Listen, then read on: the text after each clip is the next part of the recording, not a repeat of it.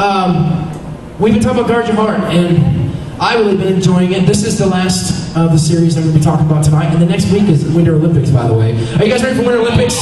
Yeah. We'll see what tribes are going to take on who.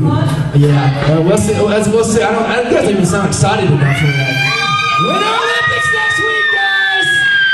Gold medals, guys, bronze medals, all that good stuff. And we're going to have a good time with it. There's going to be some crazy games we're going to play, and there will be no lesson next week. It'll just be all about crazy games, okay? You understand that? Okay? So, everybody listen? Yeah. No lessons next week, okay? All right, anyhow. So, here we go, guys. Let's pray. Father, thank you for this night, God. We just ask, God, you bless these teenagers. We ask, God, that the word be blessed, God, and you just do what you do best. Show up and show off. In Jesus' name, amen. Okay. This lesson is called Your Mama is So Awesome. Okay? Your mama is so awesome. Yeah. Alright, this is part 4 of Guard Your Heart. This is the final of the series, guys. Everybody say, Yo mama. Yo mama is so awesome. So awesome. Get used to saying that. Here we go. You ever gotten those yo mama arguments? Anybody? Alright? You know what I'm talking about. The jokes that many teenagers who laugh uncontrollably at yo mama. And for example, listen, here's a yo mama is so fat when she puts on a red t-shirt, the kids all yell, look, it's a Kool-Aid man! Alright? Now that's just how it goes, okay? Now, you get what I'm talking about. You guys ever had those battles, right? You know what I'm talking about? Right? Raise your hand. Yeah, whatever. Let me ask you something.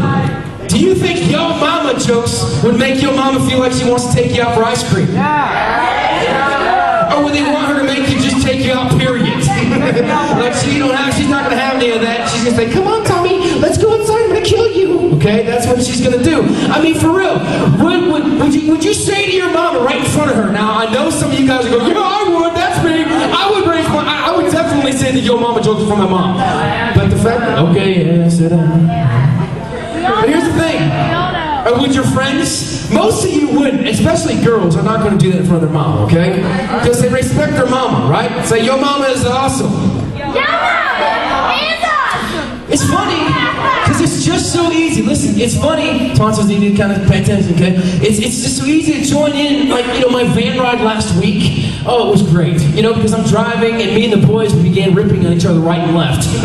You know? They started coming up, Pastor Brady, your mama's so bad, and I was like, oh yeah? Oh yeah? Your mama got so much butter on her teeth. Anyway, we went through it, okay? But then this is the difference between a teenager and a youth pastor. Are you ready? All right. God started speaking to me, and he said, "Shut up!" He said, "Don't you be talking about people's mamas like that." Okay, he didn't really say that, but yeah, pretty much. Look, the Lord just told me to shut it, man. He just said, look, on my way home when I was riding, I was just like, you know, I probably shouldn't have said those things. And they weren't really bad things, right, guys? They weren't really bad compared to some of yours after I stopped them. Anyhow, but what if my mama, listen, what if my mama was hiding somewhere and she was happy to hear me knocking on someone else's mama? Every time my mom would slap me so hard, I'd be silly. I'm serious, man. She'd do it all in love. She would do it all in love, and she'd go, Chris, my mom's really a little small, you know, she's real, you know, fragile. She'd be like, Chris, come here. That's mom. Boom! You know what I mean? It'd be that quick. It would be that instant, and I would know that my mama loved me that much. But anyhow, so what's the point, Pastor Chris? What is the point of all this? What's the point of talking about this? Well, tonight I want to share with you all about the words that build or rip apart. You know what I'm talking about? Words that can build somebody up or rip their life apart. Anybody raise your hand if you know what I'm talking about? Yeah, I figured as much. But first I want you to watch this video clip. Go ahead and shoot it. Within our words, an unseen power is set in motion. The tongue is a small thing, but like a tiny spark, can set a great forest on fire. Once spoken, our words begin blazing a trail through the hearts and lives of those around us. One kind word can demolish guilt, it can inspire hope. But the same words have also embraced hatred and executed innocence. Once spoken, our words scorch their feelings and emotions on a level that only they can produce. Your words set up a chain of events beyond your control and in which you will never know. One word can destroy beliefs, harden hearts, or cultivate hatred. But they can also demonstrate faith, display forgiveness, and nurture love. single word and we, the image of God, have this power in one word. You believe that? One word can knock a whole bunch of people down. You know what I'm talking about? You know gossip? You know the big word gossip, right? Right? Am I right? Yes? Now here, I'm going to say something. See, we may not know, but the fact is, it's true. Our words are like Lego blocks. Now, I brought my son's Lego blocks. He wasn't very happy with me, but I'm going to use them anyhow. Okay? He's like, Daddy, everybody Lego blocks, everybody. There it is. Hey, tell him you bought them. Jeff said I bought them. So, who cares? All right. I want somebody to come hold the mic for me because I need some help here. Christian, you look good. Come on up here. I'm saying you look good. I'm not saying you look good. I'm just saying, come on up here. Don't step on my toe. All right, hold my mic right here. Don't you dare shove in my teeth. Okay. All right. Thank you. All right. Let's say there's a kid, okay? And there's a kid. I got it. There's a kid who starts to build something, right? He's building, he's like, hey, Mommy, it's so awesome. This is the greatest thing since, I don't know, Xbox 360. And they begin to build. And this kid is so excited. This kid is so excited about what he's building. And he just keeps building. He's so full of joy. He's so anticipating the fact that his blocks are getting bigger and bigger. And he doesn't care what anybody thinks. And he just keeps building. You guys ever done this before? Yeah. You guys play Lego blocks? Okay. And so here's the thing. He keeps building and... Thank you. Give a round of applause for Christian. He's good.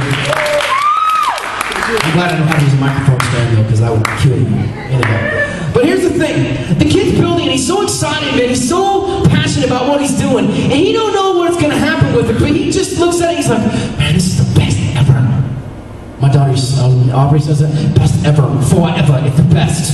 And so she, this kid keeps staring at it and he's so proud of what he's doing. But then, all of a sudden, you get another kid who's just plain mean. You know what I'm talking about? We're gonna name this kid Ugly Kid Joe, okay? And he says something like, your creation is ugly, it sucks, it's retarded, doesn't look right. I can do better than that. And the kid begins to look, right? The positive kid hears those things and little by little begins to look at his project of awesomeness and feels discouraged and doubts. What he loved once, he doesn't love so much anymore. He's not so much passionate about it anymore. He tries to add on more, but Ugly Kid Joe just says, dude, let me help you, and he smashes it completely. He smashes it completely. And the kid's like, I built that. The kid doesn't care. He just keeps tearing down. Even after it's destroyed, he keeps tearing it down. And the kid's like, I don't understand. I worked really hard on that, and I did the best I could. And the kid says, it sucks! Yeah, I don't like it. It's stupid. It's not, it has nothing. There's no creativeness in it. It's just not what it's supposed to be. The kid gets upset. He gets to speak words of doubt over and over. Some more and more, and negativity, and discourages the boy so much that he begins to feel like the destroyed blocks. All apart, not together, not high, but low, destroyed, completely destroyed. He starts to think, this is how I must be. This is how I must be, worthless. You see, my project, I thought was cool, but man, I guess it's worthless, because man, it's where it's at. Everyone say your mama's so awesome. Yeah. Tonight I believe God wants to hear I want you to hear and see that He has watched some of you in your life. Listen to me, teenagers, look at me right here. Some of you in your life, God has watched, and He's seen the times when you tried really hard to please somebody. He's seen the times when you really wanted somebody to see and notice you for who you are, not for what you got. And you wanted somebody to see you, the real you, the passionate you, the one who wants to build high, your Lego blocks and is proud of it, not the person that says, you can't do it. And God has seen some of you tonight. God has seen some of you when you sit in your room and you cry because you feel fat, or you cry because your parents tell you you're not good and you're worthless. Anybody know what I'm talking about? Thank you. sees the times. He sees the times when you tried really hard to please someone. And they just didn't see you. Could be a mom or dad, a relative of some sort. And instead of the person building you up with assurance, they ripped your creation of whatever you built to shreds. Examples. Playing sports. You're not good enough. You need to try harder. You need to try harder. Now that's not a bad thing. But see, when it's told over to you again and again, what happens? You start to think, dang, I need to do this better. Yeah. I wanna please my mom or dad. I want them to see, and they just don't see no matter how hard I try. God, where are you? Where are you when I'm feeling so discouraged? Where are you when these words are destroying me and I feel like I'm falling apart? How about wanting to spend time with your mom or dad that you love so much and they say we're too busy for you? Listen to me. I've worked this out in my life. There was a time in my life when my daughters would come to me and they'd say, Dad, I want to spend time with you. I was like, I'm just busy. Until one day, my daughter looked at me and she said, but Dad, I just want to share something. And Megan knows when they're in worship, she'll come up, Aubrey, and she talks constantly, and I really gotta just focus, right? And she comes up and she said, but Dad, I want to tell you something. The water fountain over there, it's broken, and I'm trying to play guitar. It's broken. Now I can either say I'm just too busy for you, or I can take just a second. And I caught myself even today. I take a second. And I say, yes, Aubrey. Dad, the water fountain is broken. I know, Aubrey. Okay, bye. And that's it. But she wanted my attention. I didn't have to be too busy for her, did I? Trying to do the best of your grades. How many guys try to do the best of your grades and it's not good enough for your parents? My parents were like that. I had a hard time in mathematics. I was dumb. I had a hard time in school. People went ahead of me, man. They said I was held back twice. It just went on and on and on. And I felt like, man, I was just worthless. And it didn't get any better when I tried the best I could do. And I would bring my grades home to my dad. And when my parents are now divorced, I bring my grades home to my dad. And he goes, it's not good enough. It's not good enough. Cut me in half. Cut me down to size. Bring me down to destroyed and worthless. How many know what I'm talking about tonight? Listen, doing chores, not done right. You don't do it right.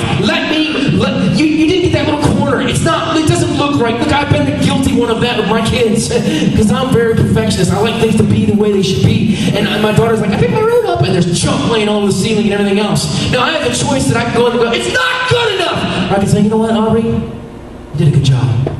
Right? Because my words have the power of life and death, and we'll talk about that. Let me tell you something. Words are powerful elements that can make or break your future. Right? The human tongue, a weak muscle, about 4 inches long. Take your tongue out. That tasted nasty. That was really gross. It's like metal. But anyhow, and weighing in just over 2 ounces. Listen, it's not in that big of a thing. It's not that, Now I know Ace Frehley can go, he's, from Kiss, and he's huge, and you know what I'm talking about, Kiss? Anybody know? Yeah, and he plays guitar, he's like, yeah, whatever. Anyhow, this is a freak. Anyhow, causes more damage every day than any other created thing in the universe. Do you understand what I'm talking about? That little thing in your mouth can destroy so many things in someone's life. Granted, this is only because it's connected to the human brain. Is it really? Or do we have the option of choosing what we say? Listen to me, teenagers. Do we have the option of choosing what we say? James puts it this way, James chapter 3 through 12. A bit in the mouth of a horse controls the whole horse. You know what I'm talking about? The bit. In Kentucky they had them, and you could control. I watched, how horses were controlled. A small rudder on a huge ship in the hands of a skilled captain sets a course in the face of the strongest winds. In other words, that little thing in the back, you know what I'm talking about? It steers the entire boat. Can you believe that? It's not some great huge. It's this little thing that goes like this. A word out of your mouth may seem of no account, but it can accomplish nearly anything or destroy it. It only takes a spark. Listen, it only takes a spark, remember, to set off a forest fire, doesn't it? Smokey the Bear says, oh, put your fire out, right? Right? If I throw a little match in a dry forest, what's going to happen? Small spark, right? A careless or wrongly placed word out of your mouth can do that. Listen to me, teenagers. By our speech, we can ruin the world.